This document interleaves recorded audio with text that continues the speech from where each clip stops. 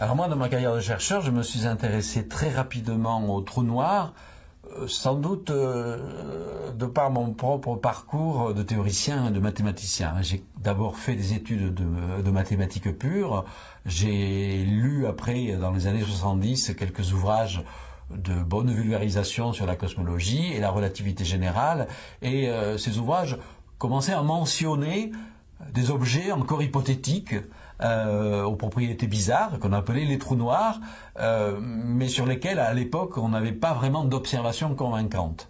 Alors moi qui adore réfléchir sur ce qu'on ne voit pas directement, sur l'invisible, évidemment, ces objets me fascinaient, d'autant qu'ils étaient censés produire d'énormes distorsions de l'espace et du temps.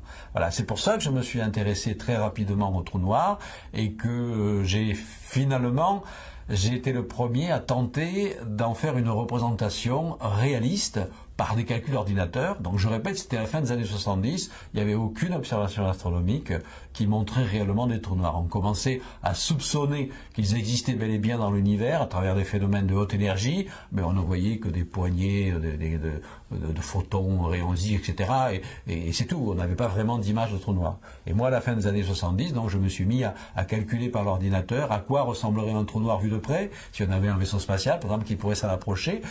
C'était pas une vue d'artiste, c'était un vrai calcul scientifique où on intégrait les trajectoires d'un rayon lumineux dans l'espace-temps courbe. Et voilà, et j'ai publié cette image en 1979, de l'image de cette sorte d'un œil noir entouré en fait d'un halo brillant qui est un disque de gaz chaud autour de lui, mais l'image du disque est complètement déformée justement par la courbure de l'espace-temps autour du trou noir. Je dois dire pour l'anecdote que donc à l'époque où j'ai fait ces travaux, je répète, j'étais dans le milieu des astronomes au sens traditionnel du terme qui faisaient des observations à l'observatoire de Paris et de Meudon, et on continue un petit peu à regarder les trous noirs comme une jolie fantaisie de mathématiciens n'ayant guère de réalité astronomique. Et c'est vrai que le fait déjà de publier cette image dans une grande revue qui a été reprise après dans des articles de vulgarisation, ça a contribué à donner un peu plus de crédibilité aux trous noirs. Et pour l'anecdote, je me souviens que donc l'article que j'avais écrit évidemment en anglais dans une revue spécialisée, signé Lubinet, à une époque où personne ne me connaissait encore,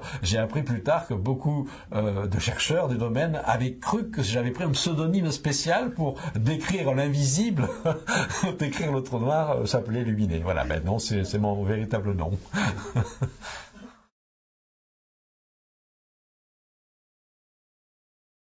Reconnaître réellement l'existence du trou noir, c'est-à-dire avoir des réels indices observationnels, ça remonte effectivement au début de l'astronomie des rayons X, c'était l'astronomie des hautes énergies.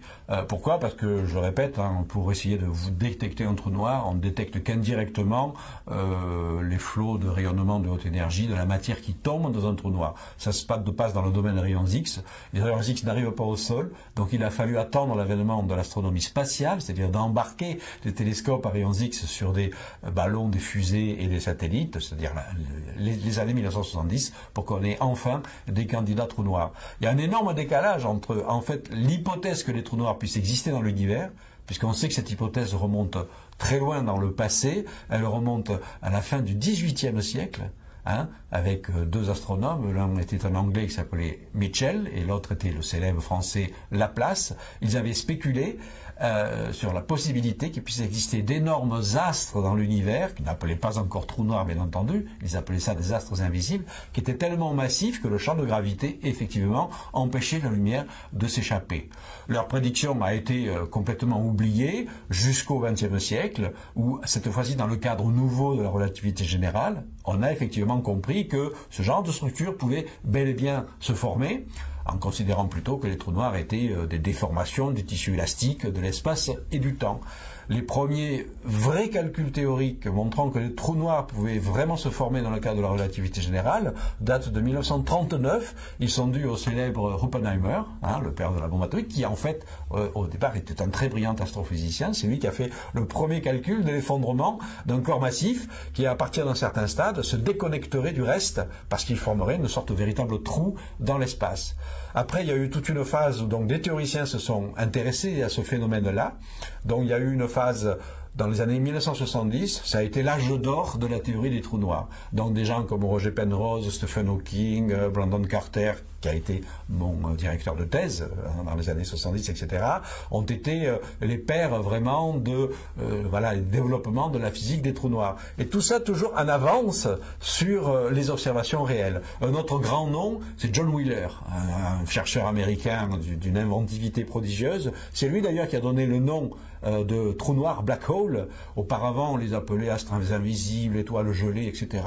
Et un jour, c'était, je crois, en 1968, quelque chose comme ça, au cours d'une conférence, il a utilisé pour la première fois le terme black hole, et tout de suite, évidemment, l'attention s'est focalisée, parce que le terme, il est un petit peu mystérieux, puis ça correspond à des archétypes dans notre cerveau, et comme ça, la théorie des trous noirs a commencé à être davantage prise au sérieux. Mais donc, il a fallu après attendre la fin des années 70 pour qu'enfin, il y ait des observations astronomiques qui laissent entendre que ces objets bizarres existent bel et bien dans l'univers. C'est vrai que les trous noirs sont souvent présentés comme des ogres cosmiques qui vont tout dévorer. Alors évidemment, pas de panique, un trou noir ne dévore que ce qu'il a à sa portée, et sa portée est relativement courte, c'est-à-dire ce n'est qu'à son voisinage immédiat qu'il a tendance à tout absorber. Dès qu'on s'éloigne un peu du trou noir, le trou noir se comporte à nouveau comme une masse normale. Exemple, on mettra un trou noir à la place du Soleil. Donc de même masse que le Soleil. Donc en fait ce serait une petite boule de 3 km, égale la masse du Soleil. Voilà. Eh bien, du point de vue de la Terre, on ne se rendait compte de strictement rien. Sinon, évidemment, qu'il n'y aurait plus de lumière, bien entendu. Mais sur le plan gravitationnel, la Terre continuerait à graviter exactement comme elle le fait. Parce que la Terre est suffisamment loin du trou noir pour qu'à cette échelle-là, ce soit la physique gravitationnelle normale. Voilà. Le trou noir n'influence réellement que dans son voisinage immédiat. Alors, cela dit, comme il y a des trous noirs géants, si vous prenez un trou noir de 1 milliard de masses solaires au centre d'une grosse galaxie, évidemment, il est d'autant plus gros, il fait plusieurs milliards de kilomètres en taille, c'est-à-dire la taille d'un vrai système solaire, et lui, évidemment, son rayon d'influence est plus vaste. Il s'étend peut-être jusqu'à 2-3 années-lumière. Et c'est une sorte de pieuvre à ce niveau-là, qui, avec ses bras gravitationnels, va attirer les étoiles et va pouvoir éventuellement gober des étoiles tout entières. Moi, d'ailleurs, une vingtaine d'années, j'ai commencé à travailler sur un processus intéressant où des étoiles étaient happées par le champ de gravité du trou noir, mais ne tombaient pas dedans. Elles le frôlaient et repartaient. Et j'avais calculé en fait que ces étoiles devaient être évidemment fortement perturbées, une sorte de force de marée gigantesque engendrée par le trou noir. Les étoiles sont aplaties dans le plan de leur orbite en quelques heures et deviennent ce que j'ai appelé des crêpes stellaires. Et ces crêpes stellaires étant tellement aplaties, elles sont chauffées, elles explosent. Et donc j'avais appelé ça les crêpes stellaires flambées. Donc ça, c'était des calculs un peu prémonitoires, parce qu'en fait, 15 ans plus tard, les télescopes perfectionnés ont fini par mettre en évidence ces crêpes stellaires flambées. Voilà, donc ça illustre un petit peu le rayon d'action des trous noirs. Mais donc, je dis, ça s'arrête à une certaine distance. Donc, par exemple, un gros trou noir au centre de la galaxie, par exemple le nôtre, notre galaxie, elle a un trou noir de 4 millions de masses solaires, son rayon d'influence, il est relativement limité. Donc nous, à cette distance-là, évidemment, jamais on ne tombera dans le trou noir. Et le trou noir n'absorbera jamais la galaxie tout entière.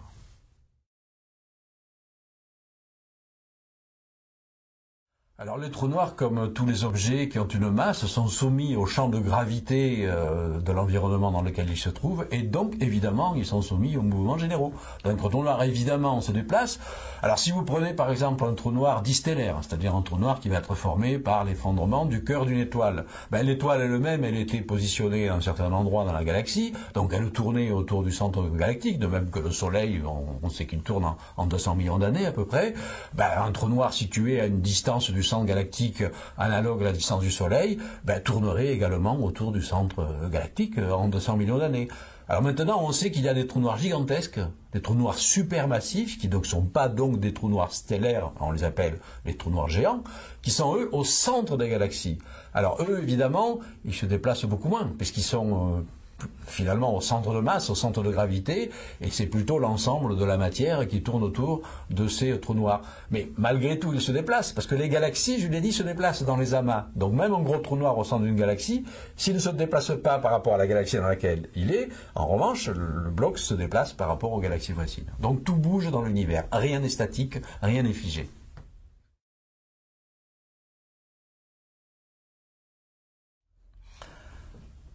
Alors, l'hypothèse est une collision entre des trous noirs. Elle peut paraître a priori surprenante, parce qu'on sait que les trous noirs sont relativement rares, mais en fait, c'est un phénomène qui doit se produire dans l'univers. Je prends un exemple, les trous noirs géants qui sont au centre des galaxies.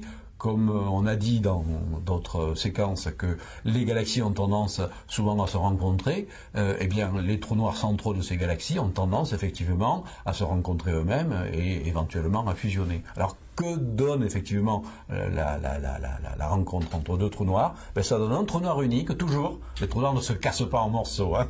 C'est irréversible une fois qu'on est formé trou noir. Ce qui est intéressant, et ça c'est une propriété très particulière des trous noirs, qui les caractérise en fait, c'est que la somme de deux trous noirs, c'est-à-dire la fusion de deux trous noirs, va former un trou noir qui est plus gros que la somme des deux. C'est étonnant parce qu'en général, vous mettez deux choses ensemble, il y a toujours une petite perte quelque part. Et bien avec les trous noirs, c'est l'inverse. Le trou noir résultant, le trou noir fils, est plus gros que la somme des deux trous noirs par an. C'est une des propriétés très intéressantes des trous noirs qui révèlent en fait un certain nombre donc, de caractéristiques physiques que les théoriciens essaient de comprendre.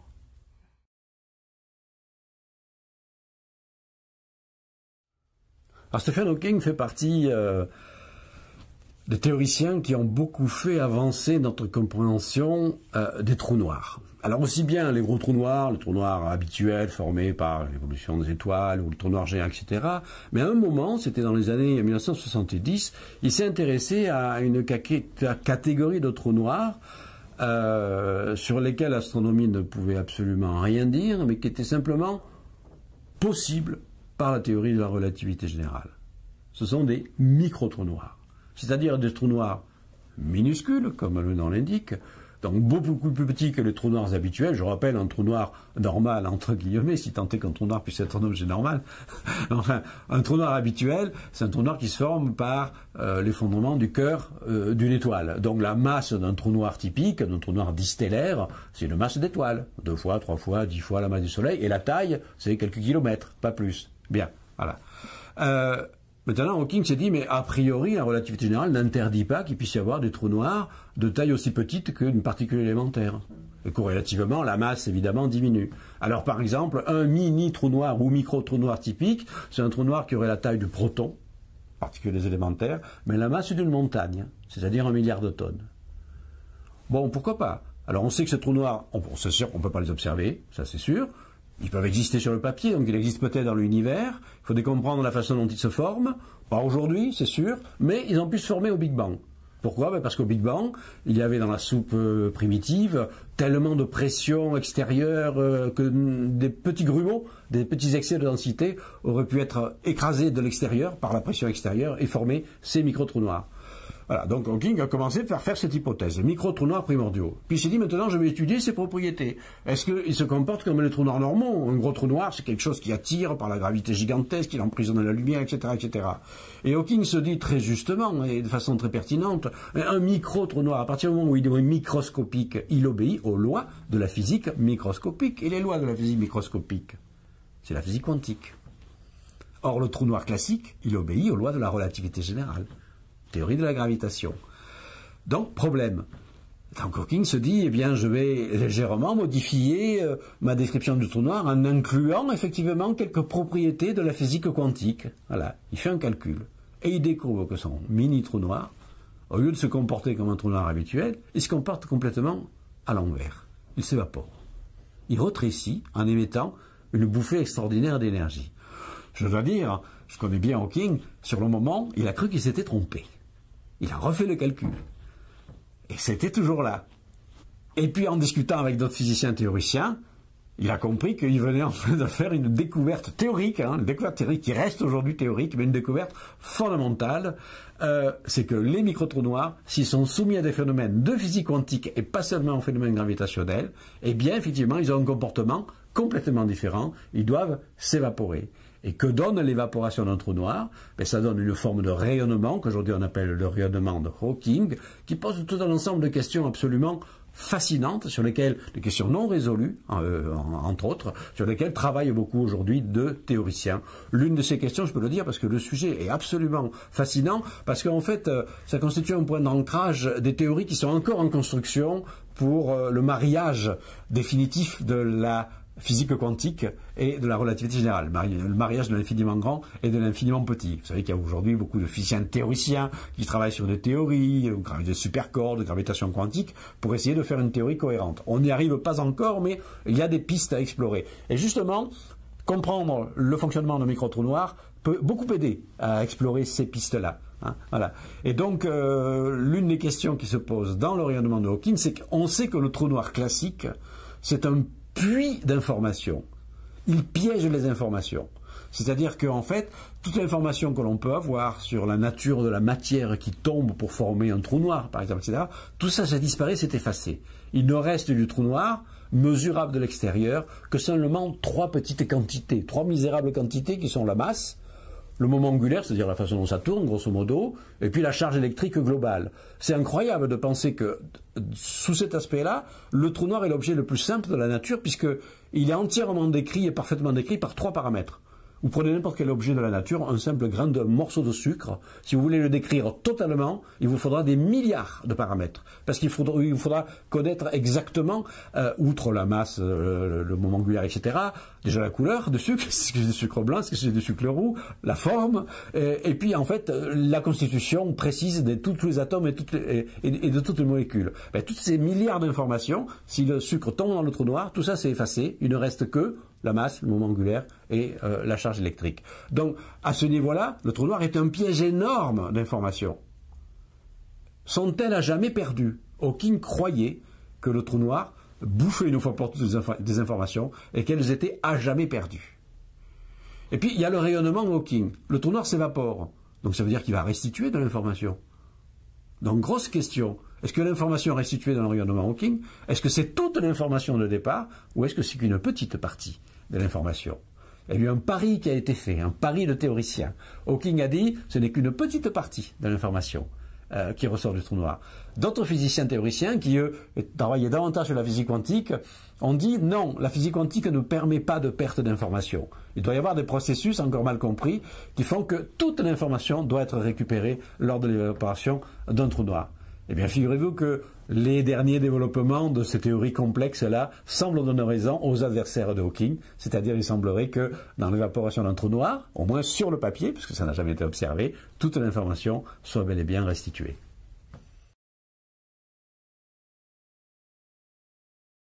Alors, si desktop black hole signifie le trou noir en ordinateur, comme le nom semble suggérer, il s'agit d'une question qui est en fait liée à ce dont je viens de parler sur l'information qui est contenue dans un trou noir. Voilà. Qu'est-ce que c'est qu'un ordinateur? C'est un objet dans lequel on entre des informations, donc il y a un input. Dans l'objet en question, il y a des processeurs qui traitent l'information, puis après on obtient un résultat, output ou sortie. Donc entrée, traitement, sortie, input, traitement, output, etc. Bien. C'est le fonctionnement donc d'un ordinateur. On se dit maintenant un trou noir. Qu'est-ce que c'est? C'est un objet. C'est de l'information qui peut rentrer. Une matière qui tombe, par exemple. On peut préparer même certains types de matière, un peu comme on préparerait un programme qu'on va rentrer dans un ordinateur. On peut préparer de la matière, donc une certaine quantité d'informations, et la faire tomber dans un trou noir. Bon. Qu'est-ce qui va se passer dans le trou noir? Il va y avoir un traitement de cette information par des phénomènes gravitationnels, interactions entre particules élémentaires, tout un ensemble de choses. Bien. Avant la découverte de l'évaporation, c'est-à-dire du rayonnement Hawking, on disait que le trou noir ne pouvait pas faire office d'ordinateur parce qu'il n'y aurait pas de sortie. Or, avec le rayonnement Hawking, on se dit, au bout d'un certain temps, l'information va ressortir. Donc, il y a une output, il y a une sortie. Donc, d'une certaine façon, on a imaginé, quelques théoriciens de l'informatique, et un petit peu également savants en relativité générale, ont étudié cette possibilité qui semble fascinante, mais elle est très, pour l'instant, science-fictionnesque, du trou noir ordinateur. Ce serait l'ordinateur ultime du futur. Si on arrivait effectivement à maîtriser des micro-trous noirs et à s'en servir pour processer de l'information, ce seraient des objets, ce seraient des ordinateurs qui auraient en fait des capacités de mémoire absolument gigantesques et surtout un temps de traitement de l'information absolument phénoménal. Et donc on pourrait rentrer dans l'information et avoir des réponses quasiment instantanées grâce à ces trous noirs ordinateurs.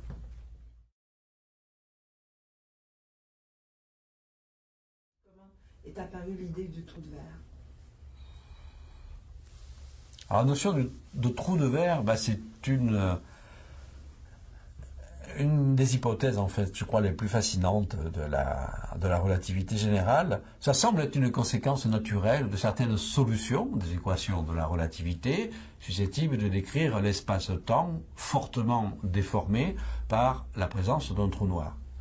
Alors on pourrait croire que si on prend l'analogie du tissu élastique que l'on utilise souvent en disant qu'on met une bille dans le tissu est d'autant plus courbé que la bille est massive ou dense.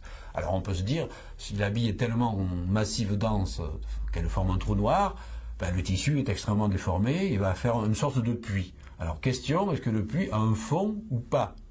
Bien, alors dans l'hypothèse où il y a un fond, ça veut dire que le fond du puits est bouché et que la matière qui tombe, elle reste bloquée au fond du puits.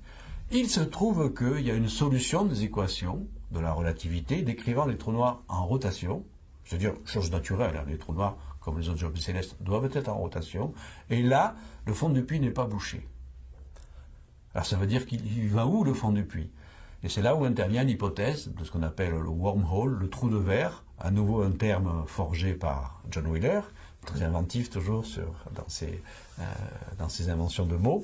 Voilà. C'est l'hypothèse qu'en fait le fond d'un trou noir est une sorte de connexion avec une autre région de l'univers.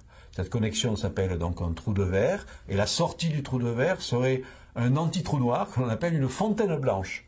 C'est-à-dire, au lieu d'être un piège à matière, à énergie et à lumière, ce serait un lieu d'où, au contraire, jaillirait spontanément la matière, l'énergie et la lumière. Ça suggérerait qu'on peut avoir une particule qui rentre dans un trou noir, qui, au lieu de rester bloquée, passe par le trou de verre et ressort ailleurs dans l'espace et dans le temps. Cette idée, marche sur le papier, on n'a aucune idée sur l'univers réel produit réellement des trous de verre. On sait qu'il produit très vraisemblablement des trous noirs, puisqu'on voit les phénomènes associés, mais le trou de verre, par construction, il est inaccessible à l'observation. Éventuellement, on a recherché s'il pouvait exister des fontaines blanches, parce que ça, on verrait des jaillissements d'énergie, on n'a rien trouvé. Bon, ça ne veut pas dire que ça n'existe pas, donc ça reste une possibilité, qui a évidemment fasciné les physiciens théoriciens, bien entendu, parce que ça fait office de raccourci de l'espace et du temps, le fait de transiter par des trous de verre, et encore davantage les écrivains de science-fiction. C'est pour ça que d'ailleurs, dès l'année qui a suivi la découverte théorique des trous de verre, c'était au milieu des années 1960,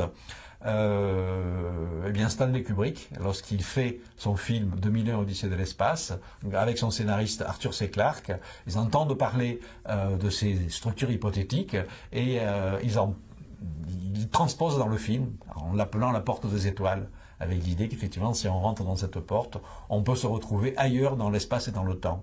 Y compris des voyages temporels, on peut se retrouver dans le passé ou dans le futur. Voilà. Donc c'est ça l'hypothèse des trous de verre, qui reste évidemment encore une hypothèse.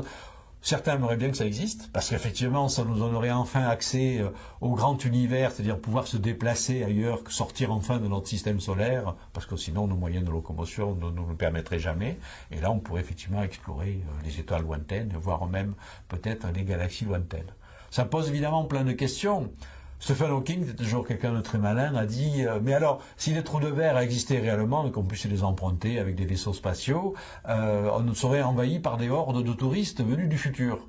Et vous voyez, parce que dans le futur, une civilisation très avancée apprendrait à maîtriser le voyage temporel en utilisant des gros trous noirs et aurait la tentation de faire des visites comme ça, touristiques, dans le passé. Et il se pose la question, pourquoi on n'est pas envahi justement par des touristes venus du futur? C'est peut-être que les trous de verre n'existent pas. Voilà. Moi, je peux répondre à ça. Peut-être qu'ils se cachent très bien. Ils sont parmi nous, mais ils sont cachés. Ouais, moi aussi. C'est une de mes hypothèses.